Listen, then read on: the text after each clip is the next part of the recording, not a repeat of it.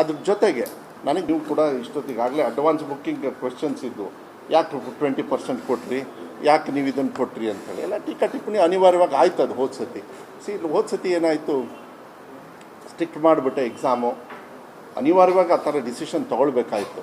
ಅದು ಸ್ವಲ್ಪ ಮಕ್ಕಳಿಗೆ ನಾವೇ ಪಾಠ ಹೇಳ್ಕೊಡ್ದೆ. ನಾನು ಹೇಳ್ತೀನಲ್ಲ, ತಂದೆ ತಾಯಿಯವರಿಂದ ಹಿಡಿದು ಇಲ್ಲಿವರೆಗೂ ಕೂಡ ಇವತ್ತು ನಿಮಗೆ ಯಾಕೆ ಎಲ್ಲರನ್ನು ಬಿಡ್ತೀರಾ? ಹಾಂ, ಯಾಕೆ ಮೀಡಿಯಾದವ್ರು ಬಿಡಿ, ಇಲ್ಲದೇ ಇರೋರನ್ನೆಲ್ಲ ಯಾಕೆ ಬಿಡ್ತೀರಾ? ಬಂದರೆ ಮುಂಚೆ ಬಂದು ಕೂತ್ಕೊಳ್ಳಿ.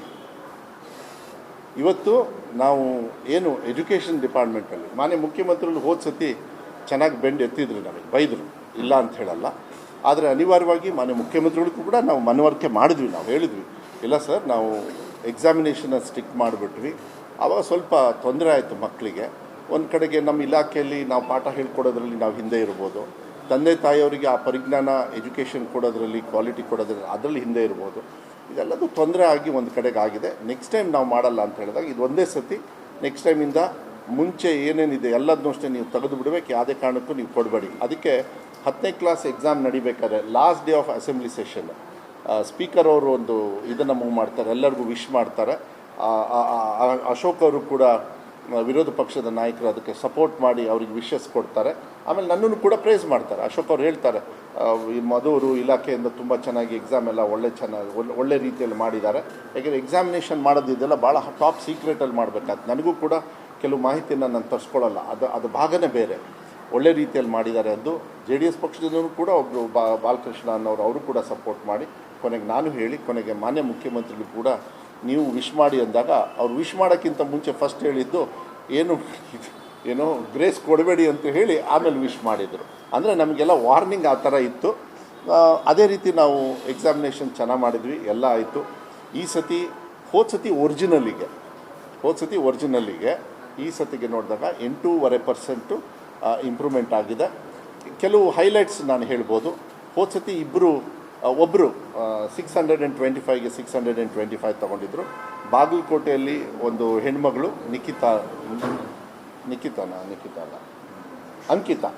ಅಂಕಿತಾ ಅಂತ ಹೇಳಿ ಹೋದ ಸತಿ ಇದನ್ನು ಅವರು ಒಬ್ಬರೇ ತೊಗೊಂಡಿದ್ರು. ಅದಾದಮೇಲೆ ಇನ್ನೊಂದು ಮಗು ರಿವ್ಯಾಲ್ಯೂಯೇಷನ್ ಮಾಡಿ ಮತ್ತೆ 625ಗೆ 625 ತೊಗೊಂಡಿರ್ತಕ್ಕಂಥದ್ದು ತಮ್ಮ ನೆನಪು ಮಾಡಲಿಕ್ಕೆ ಇಷ್ಟಪಡ್ತೀನಿ. ಈ ಸತಿಗೆ ಯಾಕೆಂದರೆ ಮುಂಚೆನೇ ಎಲ್ಲರಿಗೂ ಗೊತ್ತಾಯಿತು, ಲಾಸ್ಟ್ ಮಿನಿಟಿಗೆ ನಾನು ಕ್ಯಾಮ್ರಾ ಹಾಕ್ಬಿಟ್ಟಿದ್ದೆ. ನಾನು ಈ ಸತಿ ಮುಂಚೆನೇ ಗೊತ್ತು.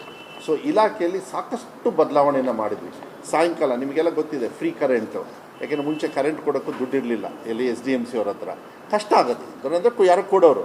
ಈಗ ಕರೆಂಟು ಫ್ರೀ ಮಾಡಿ ಅದೇ ಟೀಚರ್ಸ್ನ ಸಾಯಂಕಾಲ ಸ್ಪೆಷಲ್ ಕ್ಲಾಸು. CO DC ಅವರು ಎಲ್ಲರೂ ಕೂಡ, ನೀವು ಕೂಡ ಅಡ್ಮಿನಿಸ್ಟ್ರೇಷನ್ ಬರೀ ನೀವು ಪ್ರಗತಿ ನೋಡೋದಲ್ಲ, ಪ್ರಗತಿ in terms of performance and ಇದರಲ್ಲೂ ನೋಡಬೇಕು, ಇದರಲ್ಲಿ ಕಲಿಕೆಯಲ್ಲೂ ಕೂಡ ನೀವು ನೋಡಬೇಕು ಅಂದು ಇಡೀ ರಾಜ್ಯದಲ್ಲಿರ್ತಕ್ಕಂಥ ಎಲ್ಲರ ಜೊತೆನೂ ಅಟ್ಲೀಸ್ಟ್ ಒಂದು 5-6 VC ನಾನು ಮಾಡಿದ್ದೀನಿ.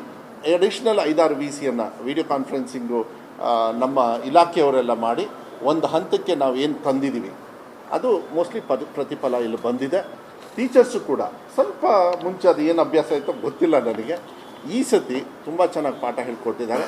ಅದಕ್ಕೆ ಇಡೀ ರಾಜ್ಯದಲ್ಲಿರ್ತಕ್ಕಂಥ ಶಿಕ್ಷಕರಿಗೆ ವಿಶೇಷವಾಗಿ ಮತ್ತು ಇಲಾಖೆ ಬಿಟ್ಟು ನಮ್ಮ ಸರ್ಕಾರಿ ಅದರ್ ಇಲಾಖೆಯವರು ಯಾರು ನಮಗೆ ಸಹಕಾರ ಮಾಡಿದ್ದಾರೆ, ತಂದೆ ತಾಯಿಯವ್ರಿಗೂ ಕೂಡ ನಾನು ಧನ್ಯವಾದಗಳನ್ನು ಕೃತಜ್ಞತೆ ಹೇಳ್ತೀನಿ. ಇದೆಲ್ಲದೂ ಕೂಡ ಟೀಮ್ ವರ್ಕ್ ಆಗಿರೋದ್ರಿಂದನೇ ನಾವು ಈ ಪರ್ಫಾರ್ಮೆನ್ಸ್ ಮಾಡಲಿಕ್ಕೆ ಅವಕಾಶ, ಸ್ಪೆಷಲ್ ಕ್ಲಾಸು, ರೆಮಿಡಿಯಲ್ ಕ್ಲಾಸಸ್ಸು ಎಲ್ಲ.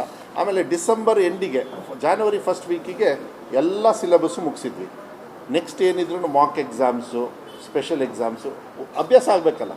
ಯಾಕೆಂದರೆ ನೀವು ಒಲಿಂಪಿಕ್ಸಿಗೆ ಹೋಗಬೇಕಾದ್ರೆ ಅಲ್ಲಿ ಬರೀ ಹೈ ಜಂಪಲ್ಲ, ಅದಕ್ಕೆ ಫಿಟ್ನೆಸ್ ನೋಡ್ತಾರೆ, ಬೇರೆ ಬೇರೆ ರೀತಿಯಲ್ಲಿ ಕ್ವಾಲಿಫೈ ನೋಡ್ತಾರೆ. ಅದನ್ನು ಮಾಡಿ ಎಕ್ಸಾಮಿಗೆ ಕೂರಂಗೆ ಟ್ರಯಲಿಂಗ್ ಮಾಡಿ ಆಮೇಲೆ ನಿಮಗೆ ಒಲಿಂಪಿಕ್ಸೋ ಇಲ್ಲಾಂದರೆ ಯಾವ್ದಾದ್ರು ಇದಕ್ಕೆ ಹೋಗ್ತಕ್ಕಂಥ ಅದೇ ಸೇಮ್ ಪಾಲಿಸಿ. ಅದ್ರ ಜೊತೆಗೆ ನಾನು 2-3 ಎಕ್ಸಾಮ್ ಪಾಲಿಸಿ ಮಾಡಿದೆ ನೋಡಿ. ಸೆಕೆಂಡ್ ಇಯರ್ PUC ರಿಸಲ್ಟ್ ಬಂದ ಮೇಲೆ ನಾನು ಯಾರ್ಯಾರು ಫೇಲ್ ಆಗಿದ್ದಾರೆ, ಅವ್ರು ಫೇಲ್ ಆದವರೆಲ್ಲ ಹೆಚ್ಚು ಕಮ್ಮಿ ಪಾಸ್ ಆಗದೇ ಇರೋರು, ನಾನು ಫೇಲ್ ಅಂತ ಹೇಳಲ್ಲ, ಪಾಸ್ ಆಗದೇ ಇರೋರು, ಗ್ರಾಮೀಣ ಭಾಗದ ಬಡ ಮಕ್ಕಳು, ರೈತರ ಮಕ್ಕಳು, ಕಷ್ಟದಲ್ಲಿರೋರು.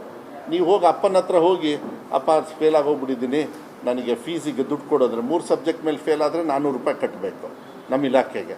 ಅದು ಹೋದ ತಕ್ಷಣ ಏನಂತಾರೆ, ನೀನಿಂತ ಪಾಸ್ ಆಗ್ತಿ ಇನ್ಮೇಲೆ ದನ ಕಾಯಕ್ಕೆ ಹೋಗುವಂತ. ಸ್ವಾಭಾವಿಕವಾಗಿ ತಂದೆ ತಾಯಿಯವ್ರಿಗೂ ಕೂಡ ಅಷ್ಟೇ ಕೆಪಾಸಿಟಿ ಇರುತ್ತೆ, ಬಿಕಾಸ್ ಅವರು ಕೂಡ ತಿಳುವಳಿಕೆ ಅಷ್ಟೇ ಇರುತ್ತೆ.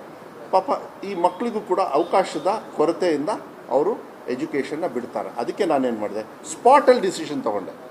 ಬ್ರೀಫಿಂಗ್ ಆಯಿತು, ಬೆಳಗ್ಗೆ ಪ್ರೆಸ್ ಮೀಟಿಂಗ್ ಇತ್ತು, ಅದಕ್ಕಿಂತ ಮುಂಚೆ I said no, fees free ಮಾಡಿ, ಇಂಪ್ರೂವ್ಮೆಂಟಿಗೆ ಫೀಸ್ ಮಾಡಿ, ಇಂಪ್ರೂವ್ಮೆಂಟ್ ತೊಗೊಳೋದಕ್ಕೆ ಎಕ್ಸಾಮ್ ತಗೋತಾರೆ, ಅದಕ್ಕೆ ಫೀಸ್ ಮಾಡಿ. ಯಾರು ಪಾಸ್ ಆಗದೆ ಇರೋರಿಗೆ ಅವ್ರಿಗೆ ಅವಕಾಶಗಳ ಕೊರತೆ ಕೊಡಲೇಬೇಕು, ಅವ್ರಿಗೆ ಅವಕಾಶನ ಅಂಥೇಳಿ completely no examination fee for all the childrens in second year PUC.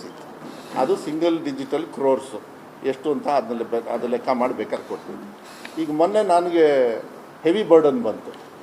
SSLCಯಲ್ಲೂ ಕೂಡ ಸೆಕೆಂಡ್ ಆ್ಯಂಡ್ ಥರ್ಡ್ ಎಕ್ಸಾಮ್ ಇರೋದ್ರಿಂದ ಅಲ್ಲೂ ಕೂಡ ಸೇಮ್ ಪಾಲಿಸಿ ಮಾಡಿ, ಅದು ಡಬಲ್ ಡಿಜಿಟ್ ಕ್ರೋರ್ಸ್ ಅದನ್ನು ಕೂಡ ಈ ಸತಿಗೆ ಮಾತ್ರ. ಯಾಕೆಂದರೆ ನೆಕ್ಸ್ಟ್ ಟೈಮು, ಯಾಕೆಂದರೆ ಇವಾಗ ನಾನು ಅಬ್ಸರ್ವ್ ಮಾಡಬೇಕಂದ್ರೆ, ಅಂದರೆ ನನ್ನ ಇಲಾಖೆಯಲ್ಲಿ ಕೆಲವು ಖರ್ಚುಗಳನ್ನು ಸ್ವಲ್ಪ ಹುಷಾರಾಗಿ ನೋಡಿಕೊಂಡು ಮ್ಯಾನೇಜ್ ಮಾಡಬೇಕಾದ್ರೆ ನೆಕ್ಸ್ಟ್ ಟೈಮು ನಾನು ಇವ್ರ ಹತ್ರನೇ ತೊಗೊಳ್ಳೋಣ ಅಂತ ಇದ್ದೀನಿ. ಅಥವಾ ಇಲ್ಲದ ಆರ್ಥಿಕ ಇಲಾಖೆಯವ್ರು ಏನು ಮಾಡ್ತಾರೆ, ಕಳಿಸಿದ್ರೆ ರಿಜೆಕ್ಟ್ ಮಾಡಿ ಕಳಿಸ್ಬಿಡ್ತಾರೆ. ಮಕ್ಕಳು ಎಕ್ಸಾಮು ಪಾಸು ಫೇಲು ಅಷ್ಟರೊಳಗೆ ಮುಗ್ದೇ ಹೋಗ್ಬಿಟ್ಟಿರುತ್ತೆ.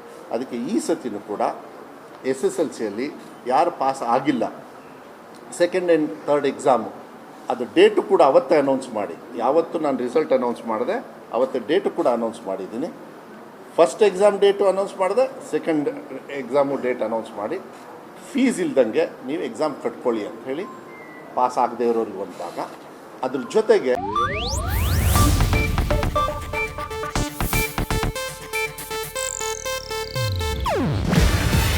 ಇದು ಏಷ್ಯಾನೆಟ್ ನ್ಯೂಸ್ ನೆಟ್ವರ್ಕ್ ಪ್ರಸ್ತುತಿ. ನೀವು ನೋಡ್ತಿದ್ದೀರಾ ಏಷ್ಯಾನೆಟ್ ಸುವರ್ಣ ನ್ಯೂಸ್.